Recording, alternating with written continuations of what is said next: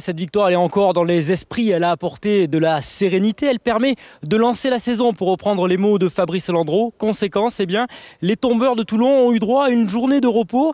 Le 15 de départ qui s'est imposé face à Toulon le week-end dernier a été remanié à 100%. On s'appuie sur la jeunesse et sur des joueurs qui évoluent pour la plupart en espoir. Les Catalans, eux, restent sur 2 défaites en championnat. Ils doivent se rassurer face à une équipe remaniée. Eh bien, l'objectif est simple, une victoire avec le bonus offensif. Après quelques minutes, on s'appuie sur ce qui fonctionne, le paquet d'avant. Camille Lopez va essayer de marquer tout seul en force, il est plaqué, les avants sont au relais, c'est Jean-Pierre Pérez qui va relever ce ballon, il va être imité par son pilier Kissipoulou, mais ça ne passe pas, la défense grenobloise résiste. Alors Duvenage va lever la tête, il va voir qu'il y a une solution avec ses 3 quarts. Hook qui va trouver Guitoun qui fait l'effort de rester debout, c'est finalement Mafi, le 3 quarts centre, qui va aller marquer en arrivant à s'extraire du regroupement. Après 7 minutes, Perpignan marque ce premier essai. Perpignan est plutôt bien lancé dans cette rencontre avec cet essai de Mafi.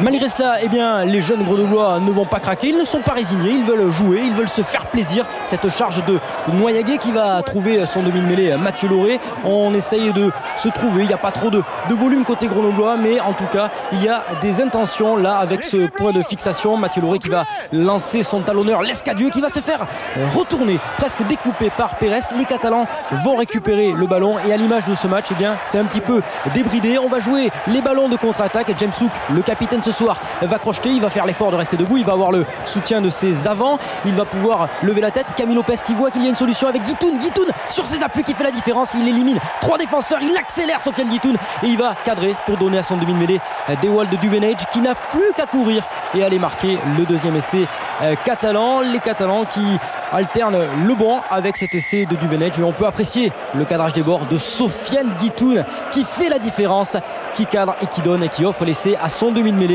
Duvenage, Perpignan est à un essai du bonus offensif. Les Catalans vont malgré tout continuer à jouer, ils vont être un petit peu imprécis. Ça ne plaît pas d'ailleurs à Marc Delpoux, c'est la prestation de ces joueurs qui refusent un petit peu le combat et qui se contentent de jouer les ballons de contre-attaque.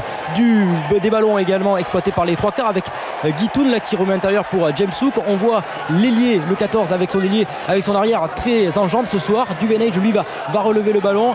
Les Catalans sont dans le rythme, ils sont également bien amenés par cette charge de Danleo. Il y a des solutions partout puisque les Grenoblois sont un petit peu à la traîne sur ce temps de jeu. C'est finalement Mafi sur un pas qui va trouver Guitoun comme un funambule qui va marquer le 3e essai de Perpignan. Perpignan, après une demi-heure, a déjà fait l'essentiel, à savoir marquer 3 essais. On peut voir et apprécier la passe sur un pas de Mafi pour Guitoun qui marque son 4e essai en 4 matchs. C'est l'homme en forme de ce début de saison à Perpignan. Les Catalans qui malgré ça vont un petit peu se relâcher. Il reste 10 minutes dans cette première période. Ils vont offrir des espaces aux Grenoblois. Les Grenoblois vont utiliser parfaitement ce manque de rigueur défensive. C'est Ninard qui s'infiltre dans la défense. Ninard qui ne va pas être plaqué. Il va avoir le temps de se relever. Et l'ancien joueur de La Rochelle qui va aller marquer l'essai grenoblois juste avant la mi-temps. L'essai qui sera validé après arbitrage vidéo. L'arbitre voulait savoir si le joueur était plaqué ou pas. Il n'est pas retenu au sol. Il est dans le droit de se relever.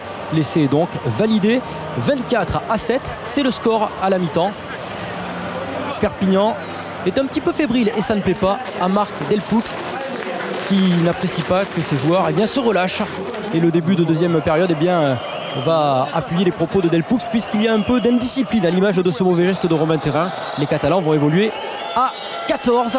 Oli Barclay, l'ancien joueur du Racing et l'ancien international anglais, va passer des points, 24-10. Grenoble est malgré tout dans le match avec son équipe remaniée. Ça plaît d'ailleurs, cette vaillance, ce courage au manager Landreau. En infériorité numérique, les Catalans vont quand même retrouver le chemin de l'essai. Lopez qui va lancer un long ballon pour James Hook. James Hook qui va trouver Mdjekevu qui vient tout juste de rentrer. L'ailier remplaçant sur son premier ballon qui va s'offrir un essai. Le 4e essai catalan signé Mdjekevu, le Sud-Africain arrivé à l'intersaison.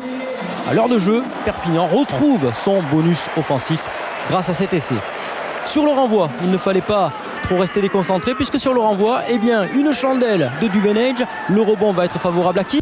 À l'homme de la soirée, Guitoun. On l'avait vu jouer le collectif, on l'avait vu funambule, on va le voir opportuniste. Il va aller s'offrir un deuxième essai personnel, un cinquième essai pour l'USAP, œuvre de cet homme, Sofiane Guitoun, longtemps blessé l'an dernier à raison d'une blessure au genou. Il a soif de rugby, il a soif d'essai et c'est son cinquième essai cette saison pour l'ancien joueur de Pro D2, passé notamment par Agen et par Albi. 36-10, Perpignan va s'imposer.